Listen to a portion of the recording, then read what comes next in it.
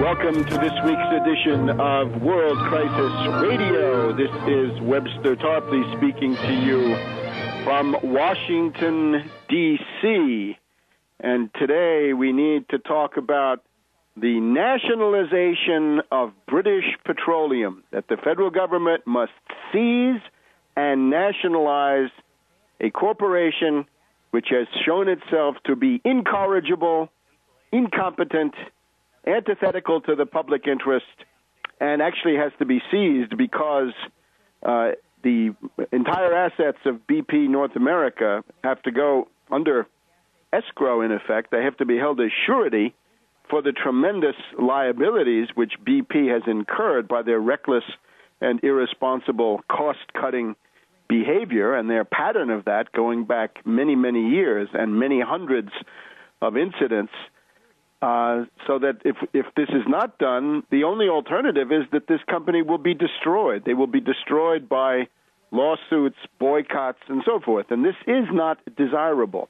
So I think we're going to argue today for a policy of nationalizing BP, thoroughly re-regulating the entire industry, but then dropping this moratorium, so-called, on offshore drilling. In other words, economic life production must be restored.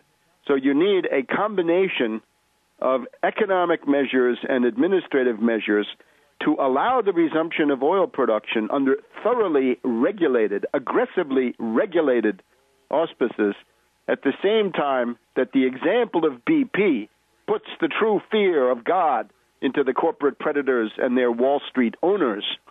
So I think that's the answer for BP. We will be looking at the pathetic case of the reactionary ideologue Joe Barton, who has now shown what most Republicans believe, that the federal government is always wrong and the private predators are always right. This is the neo-feudal or right-wing anarchist mentality, and we will go through that. And perhaps today, looming in the background, there is a giant that we want to recall today, and that is French President Charles de Gaulle. General de Gaulle, and this is the anniversary of his famous statement from London on June 18th, 1940, that would be 70 years ago today, in which he called on the French to resist Nazi occupation and to join and rally to his Free French movement, which was then instrumental in liberating the country. And what we want to do today is to celebrate de Gaulle as an economist. Our tribute to de Gaulle will be, among all the themes that we could have chosen, de Gaulle, one of the greatest economists of the 20th century. And we cite this example for the greater discomfiture of the Austrian school ideologues, right-wing anarchists, neo-feudalists, and others.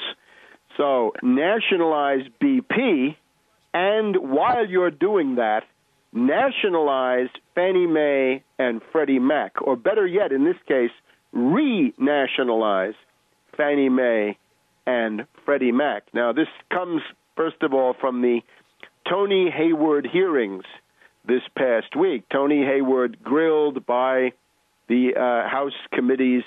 We're always looking these days for a new version of the Pecora Committee hearings of 1933, 1934, where the arrogance and the incompetence, the duplicity, the mendacity of ruling class elitists were put on display back in 1933, 1934. In those days, it led to the creation of the Securities and Exchange Commission as a watchdog to police Wall Street. And in the beginning, under the auspices of Joe Kennedy, whatever else we can say about him, he was an aggressive regulator because he knew all the tricks. He was intimately familiar with all the stock jobbing practices of the bubble, the 28, 29 stock market bubble, and then, of course, how the various finance oligarchs tried to restart the bubble under the conditions of the Depression. But notice the words of the chairman of BP when he came out of the White House. He talked about the touching concern of BP, large multinational oil company, for the small people, the little people. Well, the small people and the little people. This is pure oligarchical thinking. This is what oligarchs think. Republicans, Democrats, this makes no difference. They are oligarchs, first, last, and always. And this is what has to be fought. And then, of course, Tony Hayward, arrogant, incompetent, duplicitous, mendacious, evasive. And in the course of these hearings, if you had a chance to listen to them, you will have heard that over the recent years, the safety violations at BP installations were hundreds of times greater than those of other oil companies.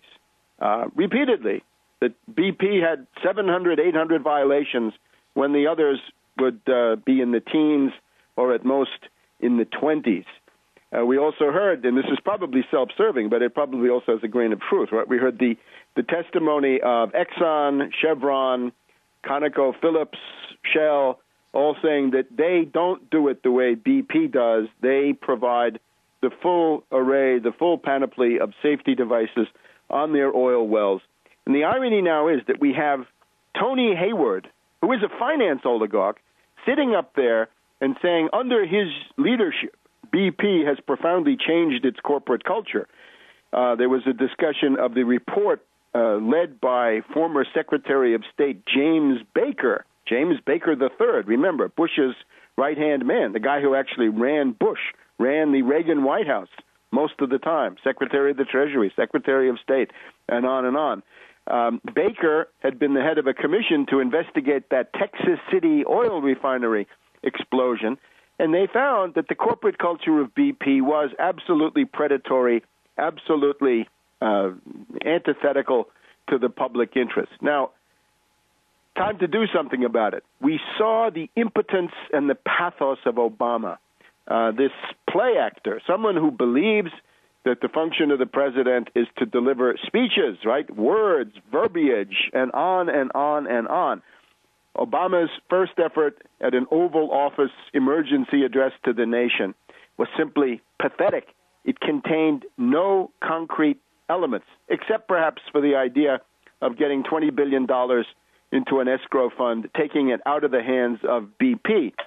This is simply too little, too late. And it also it exemplifies a method which, if that's all you do, will lead to the destruction of BP in North America. And again, this is not desirable. The thing has to be reformed, but the jobs must be kept. Economic activity must be restored. And above all, the building assault of green fanatics, Malthusian lunatics, who would like to shut down all oil drilling and probably all oil production in the United States must be countered. The appropriate way to do this, to preserve BP, but to preserve the productive capability, not the ownership, because they would be gone. Hayward would be gone. The arrogant Swedish chairman who is sympathetic to the little people, they would all be gone. They would presumably carry on in London. But the entire U.S. and or North American operations would be nationalized and probably run on a relatively permanent basis, the beginning of a state sector. Why not? We've always needed one. That this allows the productive capability to be preserved, it allows the liabilities to be paid over time, and it allows the rational further development of this industry. Notice the culprit here is deregulation. The litany of the Austrian school and the Chicago school. This is what Republican administrations have been doing ever since the advent of stupid Reagan, with his litany. Government is never the solution. Government is the problem. Well, that's just too simplistic, Ron. That won't cut the mustard. Now we see where this leads. And this has been an education for the American people. I hope the first installment of the necessary Pecora hearing shock leading to nationalize this bandit enterprise and make it a public asset. We'll be back in a minute on World Crisis Radio.